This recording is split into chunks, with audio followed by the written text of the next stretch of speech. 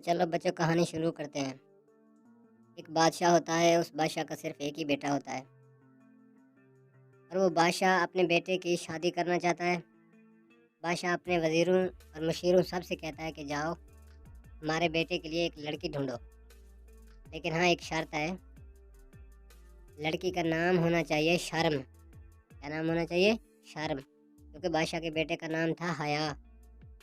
تو وزیر مشیر چلے جاتے ہیں، ڈھونڈتے رہتے ہیں کہ بھی کہیں شرم مل جائے۔ اس زمانے میں نا ایسے نام رکھے جاتے تھے بچوں۔ کچھ دن گزر جاتے ہیں، ڈھونڈتے ڈھونڈتے بادشاہ کی سلطنت میں کوئی شرم نام کی لڑکی نہیں ملتی۔ تو بادشاہ پریشان ہو جاتا ہے کہ بھی اب میں کیا کروں۔ بادشاہ ایک جگاڑ لگاتا ہے، کہتا ہے کہ بھی جو بھی آدمی میرے بیٹے کے لیے شرم نام کی لڑکی ڈھونڈ کے لائے گا، میں اسے اپنی آدھی جائیداد دے دوں گا، مطلب کہ آدھی شاہی دے دوں گا۔ یہ سب جو ہے نا بادشاہ کی سلطنت میں اعلان کر دیا جاتا ہے کہ جو بھی شرم نام کی لڑکی کو ڈھونڈ کے لائے گا اسے آدھی بادشاہی مل جائے گی۔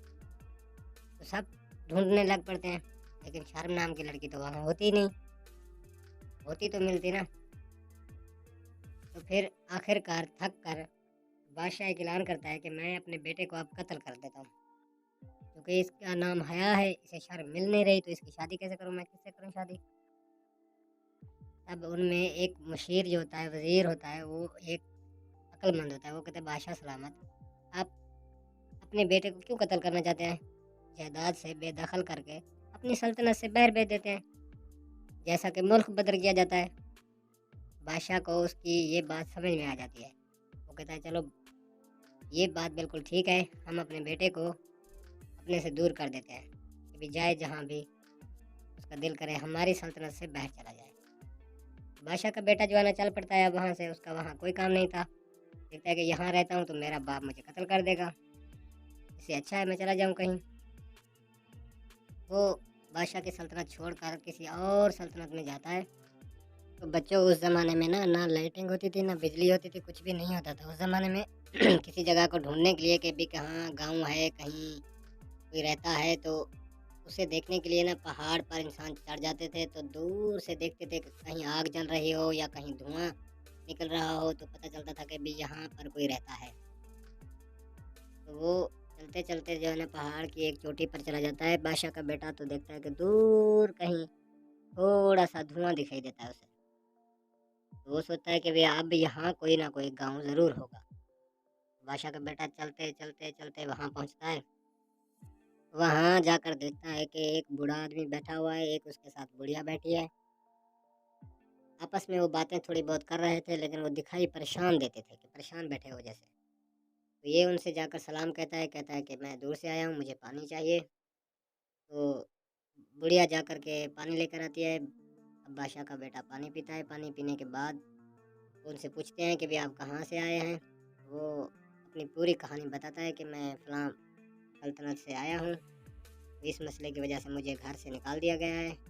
وہ بوڑھی اور بوڑھا خوش ہو جاتے ہیں ان کا نام پوچھ کر، جب ان کا نام پوچھتے ہیں نا، یہ کہتا ہے کہ میرا نام حیا ہے، تو وہ بہت خوش ہو جاتے ہیں۔ یہ دیکھتے ہیں کہ یہ کیوں اتنا زیادہ خوش ہو رہے ہیں، تو ان سے وہ سوال کرتا ہے کہ آپ اتنا زیادہ کیوں خوش ہو رہے ہیں میرا نام جان کر۔ بوڑھا آدمی کہتا ہے کہ بیٹا ہم بھی پچھلے 3-4 سالوں سے اپنی بیٹی کے لیے حیا نام کا لڑکا ڈھونڈ رہے ہیں، کیونکہ ہماری بیٹی کا نام ہے شرم۔ اچھا، تو بادشاہ کا بیٹا کہتا ہے تو آپ اسی لیے خوش ہو رہے ہیں؟ بادشاہ کا بیٹا کہتا ہے کہ آپ کا نام کیا ہے؟ بوڑھا آدمی کہتا ہے کہ بیٹا میرا نام ہے جوفا، اور یہ میری بیگم ہے، میری بیگم کا نام ہے تما، کا نام ہے تما۔ ایک کا نام ہو گیا جوفا، ایک کا نام ہو گیا تما۔ بادشاہ کے بیٹے کا نام کیا؟ حیا۔ اور ان بوڑھے آدمی کی بیٹی کا نام کیا؟ شرم۔ اب یہ چاروں مل جاتے ہیں تو بوڑھا بہت خوش ہوتا ہے کہ ہمیں ہماری بیٹی کے لیے ایک لڑکا مل گیا جس کا نام بھی حیا ہے، تو اس سے شادی کرتے ہیں۔ تو بادشاہ کا بیٹا دیکھتا ہے کہ میں یہ کہاں پھنس گیا، یہ بیٹی تو اچھی ہے، ان کا نام بھی شرم ہے، لیکن ان دونوں کا نام مجھے سمجھ میں نہیں آ رہا ہے، ایک کا نام جوفا ہے، ایک کا نام تما ہے، میں کہاں جاؤں گا۔ तो क्या करता है कि वो वहाँ से भागने की तैयारी करता है कि भी मैं यहाँ से निकल जाऊँ, भाग जाऊँ। जैसे ही वो वहाँ से भागता है तो बूढ़ा आदमी देखता है, बूढ़ा आदमी उसके पीछे भागने लगता है, बुढ़िया उस बूढ़े आदमी के पीछे भागने लगती है, और उन दोनों के पीछे शर्म भी भागने लगती है कि भी मेरे बाप और मेरी माँ जा रहे हैं और हया भी जा रहा है, मैं यहाँ रह कर क्या करूँगी। वो उनके पीछे, अब आगे हया चल रहा है, पीछे बूढ़ा आदमी जूफा, उसके पीछे उसकी बुढ़िया अम्मा, उसके पीछे शर्म चल रही है।